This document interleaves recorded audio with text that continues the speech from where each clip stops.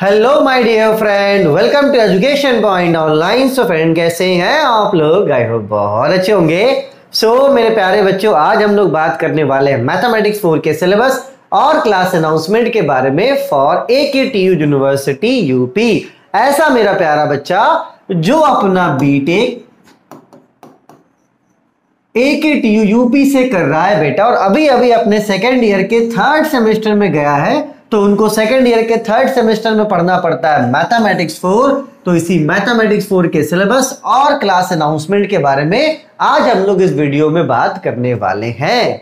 कुछ बच्चे कंफ्यूज भी हो रहे थे और कंफ्यूजन का बहुत प्यारा रीजन भी है बेटा, वो भी मैं आपको समझाऊंगा, क्योंकि पिछले 2-3 दिनों में कुछ ऐसे केसेस हुए हैं जहां बच्चे ने गलती से दूसरा कोर्स ले लिया, या तो उनको ये पता चला कि यार मैथमेटिक्स 4 तो उनको पढ़ना नहीं है। तो एक बात आप समझो, जैसे कि आप बीटेक कर रहे हो और अभी अपने थर्ड सेमेस्टर में हो, ठीक है बेटा। चलिए, तो देखो बेटा, थर्ड सेमेस्टर में क्या है कि सिविल ब्रांच के जो बच्चे हैं ना, सिविल ब्रांच के जो बच्चे हैं उनको पढ़ना है मैथमेटिक्स 3, उनको पढ़ना है मैथमेटिक्स 3।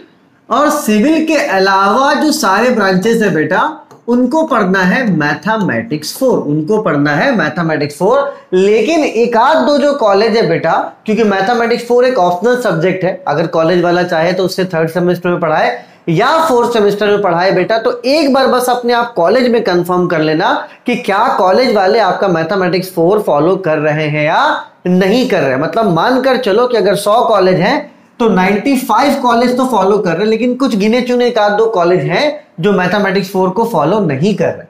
तो बस एक बार आपको कंफर्म कर लेना अपने कॉलेज से कि सर अभी मैं थर्ड सेमेस्टर में हूं, मेरा ब्रांच ये है, क्या हमें मैथमेटिक्स 4 पढ़ना है या नहीं पढ़ना है। ठीक है बेटा, चलिए, तो ये बात आप जरूर कर लीजिएगा। बाकी जो थर्ड सेमेस्टर में है सिविल ब्रांच वाले बच्चे हैं, उनका भी लिंक मैं डिस्क्रिप्शन पे दे देता हूं, उनको पढ़ना है मैथमेटिक्स 3। तो भैया सिविल वाले बच्चे चले जाओ उस वाले प्लेलिस्ट में। बाकी जो मैथमेटिक्स 4 वाले बच्चे हैं वो इस वीडियो को क्या करेंगे, कंटिन्यू करेंगे। ठीक है बेटा, चलिए तो बात करते हैं सिलेबस का। देखो यार, AKTU के लिए मैं हमेशा एक ही बात बोलता हूं, मेरा सिंपल सा सिद्धांत है। जैसे कि मैथमेटिक्स 1 में जब बहुत बैक लगता था आज से 2 साल पहले, तो जब मैंने क्वेश्चन पैटर्न को ऑब्जर्व करा तो मैंने देखा यार कि AKTU में ना क्वेश्चंस रिपीट नहीं होते। ये मैं फिर से वही बात बोलता हूं, बच्चे बोलते हैं कि सर इंपॉर्टेंट क्वेश्चन बता दो, मेरा मन करता है कि मैं AKTU के लिए इंपॉर्टेंट क्वेश्चन बताऊं, लेकिन इंपॉर्टेंट कुछ है ही नहीं यार। AKTU में मानकर चलो कि आपको अच्छे से पढ़ना पड़ेगा, क्योंकि क्वेश्चन वो क्या देगा उसे खुद भी नहीं पता। जैसे इस बार मैथमेटिक्स 2 में देख लो कि क्या मतलब अच्छे अच्छे क्वेश्चंस पूछे थे उसने। मतलब कोई बच्चा अगर अच्छे से पढ़ा है ना, तभी वो क्वेश्चंस को अटेम्प्ट कर सकता है। अगर कोई बच्चा ये पढ़ के गया कि नहीं यही सब क्वेश्चंस पढ़ के चले जाओ, अगर आप क्वांटम पढ़ के चले जाते हैं तो आप मानकर चलो कि आप पास नहीं करोगे, क्योंकि क्वांटम भी जब आप खोल के देखोगे तो आपको लगेगा कि यार कोई भी क्वेश्चंस रिपीट नहीं हो रहा है। तो यहां पर अगर आप मैथमेटिक्स 4 भी स्टार्ट करते हैं तो अपने नॉलेज पॉइंट ऑफ व्यू से स्टार्ट करो कि नहीं मुझे सीखना है। अगर आप सीख जाओगे ना, क्वेश्चन कितना भी टफ है आप उसके साथ फाइट करोगे। ज्यादा से ज्यादा क्या होगा, ज्यादा से ज्यादा ये होगा कि आपका आंसर नहीं आएगा ना, उससे ज्यादा क्या होगा। जैसे कोई बच्चा वेरिएशन और पैरामीटर को सीख गया, उसको पता है कि कौन से स्टेप से इसको सॉल्व करना, तो करेगा वो जहां तक हो पाएगा, तो कम से कम स्टेप मार्किंग में नंबर तो मिलेगा। तो वैसा बच्चा जो अच्छे से पढ़ रहा है वो कभी फेल नहीं हो सकता, भले ही क्वेश्चन कितना भी डिफिकल्ट क्यों ना आ जाए, क्योंकि पैटर्न उसी तरीके का रहेगा, करना उसको उसी तरीके से है। ठीक है बेटा, तो यहां पर मैं फिर से आपको क्लियर कर दूं कि क्वेश्चन ओरिएंटेड नहीं होना है। आप अपने पूरे सिलेबस को पढ़िए और कंसेप्ट वाइज पढ़िए। क्वेश्चन वाइज पढ़िएगा बेटा तो आप फिर से फंस जाइएगा, और बाद में जब फंसते हो तो यार वो बहुत गलत बात है। मैं स्टार्टिंग में ही क्लियर कर दे रहा हूं कि आपको नॉलेज पॉइंट ऑफ व्यू से पढ़ना है। अगर क्वेश्चन ओरिएंटेड होकर पढ़ोगे बेटा तो आप निश्चिंत मानकर चलो कि आप AKTU में फेल हो जाओगे। ठीक है, बहुत बच्चों का मैंने मैथमेटिक्स 1 पेपर निकलवाया है और इसी कंसेप्ट पे निकलवाया कि भाई अच्छे से पढ़ो। ठीक है, चलिए बेटा बात करते हैं मॉड्यूल 1 का। तो मॉड्यूल है आपका 1 पार्शियल डिफरेंशियल इक्वेशन। तो देखो, आपने मैथमेटिक्स 2 में पढ़ा था कि जो आपका डिफरेंशियल इक्वेशन होता है बेटा, उसके 2 पार्ट होते हैं। एक होता है ऑर्डिनरी डिफरेंशियल इक्वेशन और दूसरा आपका होता है पार्शियल डिफरेंशियल इक्वेशन। ठीक है बेटा, तो ये जो ऑर्डिनरी डिफरेंशियल इक्वेशन था ये हम लोगों ने पढ़ा था मैथमेटिक्स 2 में। ठीक है बेटा, और ये जो पार्शियल डिफरेंशियल इक्वेशन है बेटा, ये अपन को पढ़ना है मैथमेटिक्स 4 में। ठीक है, और अगर आप मॉड्यूल 2 को देखो तो मॉड्यूल 2 आपका application of partial differential equation है, तो यहां पर मैं फिर से वही बात बोलूंगा कि जो भी आपके टॉपिक्स है बेटा, उसके आप सबसे पहले मैं क्या करूंगा, उसके बेसिक को क्लियर करवाऊंगा, और बेसिक क्लियर करवाने के बाद बेटा मैं उसके कंसेप्ट को क्लियर करवाऊंगा। क्योंकि अगर बेसिक और कंसेप्ट आपका अच्छा है ना, तो आप कोई भी क्वेश्चन कर लोगे, आप कोई भी क्वेश्चन कर लोगे। और लेकिन बच्चे बोलते हैं कि सर हम क्वेश्चंस करते तो हैं लेकिन हमारा आंसर नहीं आ पाता। तो वो देखो बेटा, जितना आप प्रैक्टिस करोगे ना, तो अभी क्या है, स्टार्टिंग में आपके आंसर्स नहीं आएंगे, लेकिन जितना आप प्रैक्टिस करोगे, जितना आप मेहनत करोगे, आपके आंसर्स भी आने लगेंगे। और यूपी के बच्चों की बड़ी खास बात है कि वो पता बहाना नहीं मारते, वो लग जाते हैं। उनको मैं बोल देता हूं कि ये कर लो तो वो कर लेते हैं। तो भैया आपको पूरा सिलेबस पढ़ना, कुछ छोड़ना मत, और अच्छे मन से पढ़ना, सीखने के लिए पढ़ना, कि अगर कोई जूनियर आपसे कभी पूछ दे कि सर ये कैसे बनता है, तो आप उससे बता सको।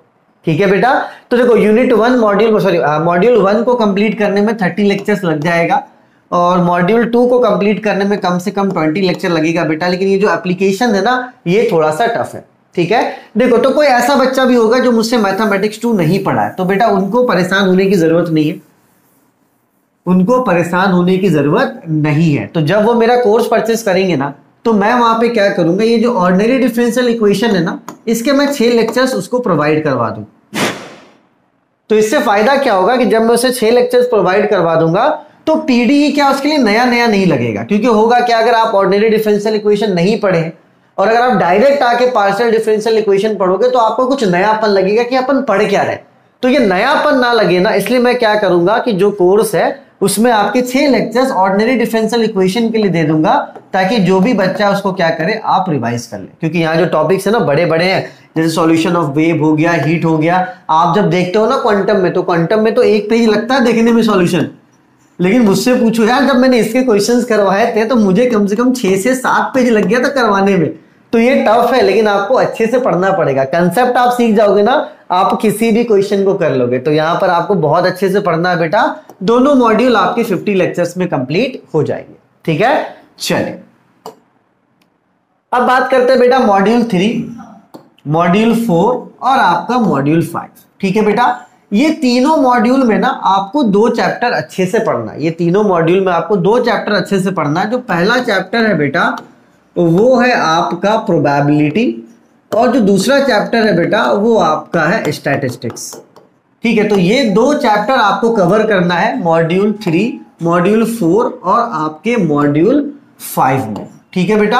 अब यहां पर देखो दिक्कत क्या है, दिक्कत कुछ भी नहीं है। ये जितने भी टॉपिक्स है ना बेटा, ये सारे टॉपिक्स क्या है, इजी है। इनको मैं टफ नहीं बोलूंगा। ये जितने भी टॉपिक्स हैं बेटा, ये क्या है, इजी है। लेकिन यहां पर इतने ज्यादा टॉपिक्स हो जा रहे हैं ना बेटा, कि आपको बहुत अच्छे से यहां पर प्रैक्टिस करना पड़ेगा। अगर आप प्रैक्टिस नहीं करोगे ना, आपको मैं बोल रहा हूं कि इजी है, कोई भी दिक्कत वाली बात नहीं, लेकिन अगर आप इसे प्रैक्टिस नहीं करते हो बेटा, तो आप एग्जाम में क्वेश्चंस नहीं कर पाओगे। और रही बात प्रोबेबिलिटी की, तो एक बात समझ लेना, जो बच्चा गेट के लिए सपना देख रहा है कि नहीं उसे गेट में अच्छे नंबर लाना है बेटा, तो एक बात मैं क्लियर कर दूं कि प्रोबेबिलिटी का गेट में हर साल क्वेश्चन आता है। कभी कभी 2 नंबर का पूछ देता है, कभी कभी 3 नंबर का, और कभी कभी 1 नंबर का। तो कोई ऐसा साल नहीं रहा है कि जो प्रोबेबिलिटी के क्वेश्चंस वो नहीं पूछता है। तो अगर प्रोबेबिलिटी आप अच्छे से पढ़ लोगे, पार्शियल डिफरेंशियल इक्वेशन भी आपके गेट के सिलेबस में है। ठीक है, तो अगर गेट के सिलेबस अपने फ्यूचर को आप अच्छा देख रहे हो बेटा, तो मैथमेटिक्स 4 को आपको अच्छे से पढ़ना है बेटा। चलिए, तो यहां पर मैं थोड़ा सा और आपसे बात करूंगा।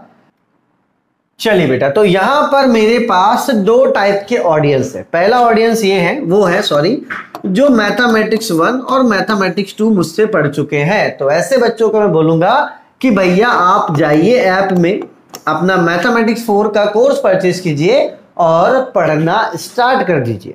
ठीक है बेटा। और कुछ नए बच्चे भी हैं जो इस वीडियो को मुझे मतलब पहली बार देख रहे होंगे, मुझे वो नहीं जानते हैं बेटा। तो आप पता है कहां पर हो, आप हो अभी सिलेबस के वीडियो में, जो ये वाला वीडियो आप देख रहे हो। ठीक है बेटा। देखो, जब भी अपन कोई चीज स्टार्ट करते हैं ना, तो अपने बेसिक्स को अच्छे से रिकॉल करके स्टार्ट करते हैं। तो आपको मैं क्या करूंगा, यहां पर 3 लेक्चर मैं डिफरेंशिएशन का दूंगा, और आपको 1 लेक्चर मैं इंटीग्रेशन का दूंगा। ठीक है बेटा। ये आप कम से कम मानकर चलो कि 2 घंटा अगर आप पढ़ोगे, तो आपका डिफरेंशिएशन इंटीग्रेशन क्या हो जाएगा, स्ट्रांग हो जाएगा। और अगर किसी का वीक है बेटा, तो उसका क्या हो जाएगा, रिवीजन हो जाएगा। तो आपको क्या करना है, सिलेबस के वीडियो के बाद 3 लेक्चर डिफरेंशिएशन का देखना है, 1 लेक्चर क्या करना है आपको इंटीग्रेशन का देखना है। ठीक है बेटा, उसके बाद मैं लेक्चर 1 2 3 4 आपको यूनिट 1 के प्रोवाइड करवा दूंगा बेटा। आप इतना सारा डेमो ले सकते हैं। ठीक है, और इतना लेक्चर लेने के बाद अगर आपको अच्छा लगता है, ठीक है, देखो ऑलरेडी क्या है मैथमेटिक्स 4 का कोर्स लॉन्च है, लेकिन मैं फिर से एक बार लॉन्च कर दे रहा हूं क्योंकि जो बच्चे कंफ्यूज हो रहे थे ना मैथमेटिक्स 3 और मैथमेटिक्स 4 को लेकर, तो मैंने सोचा चलो फिर से एक बार क्या करता हूं, कोर्स को मैं अनाउंस कर देता हूं। ठीक है, रहेगा आपका पुराना वाला कोर्स ही, जो भी चेंजेस है मुझे उसी में करना है क्योंकि सिलेबस कोई चेंज हुआ नहीं है और मैंने उसमें बहुत अच्छा कंटेंट दिया, तो अभी को मतलब नहीं बनता फिर से उन सब चीजों को शूट करने का। ठीक है बेटा, तो ये जो प्लेलिस्ट है ना मैथमेटिक्स 4 का, ठीक है, ये मैं आपको लिंक डिस्क्रिप्शन पे दे देता हूं। ठीक है, ये पुराना वाला प्लेलिस्ट ही रहेगा बेटा, ऐसा नहीं कि मैं नया वाला प्लेलिस्ट ऐड करूंगा, कुछ नया करने की जरूरत नहीं है क्योंकि सिलेबस क्या है बेटा आपका सेम है। तो आपको क्या करना, पुराने वाले प्लेलिस्ट से ही इन सब चीजों को फॉलो करना है। ठीक है, इन सब चीजों को फॉलो कीजिए। जब आप कोर्स परचेस कीजिएगा बेटा, तो देखिए मुझे पता है कि आपको यूनिट 1 में जब आप आगे जाओगे तो मुझे पता है कि आपको ओडी ही पढ़ने की जरूरत पड़ेगी बेटा। तो मैं क्या करूंगा, ऑर्डिनरी डिफरेंशियल इक्वेशन के 6 लेक्चर्स मैंने पहले दे रखे हैं। ये 6 लेक्चर्स आपको कहां पर मिल जाएगा बेटा, मेरे कोर्स में मिल जाएगा।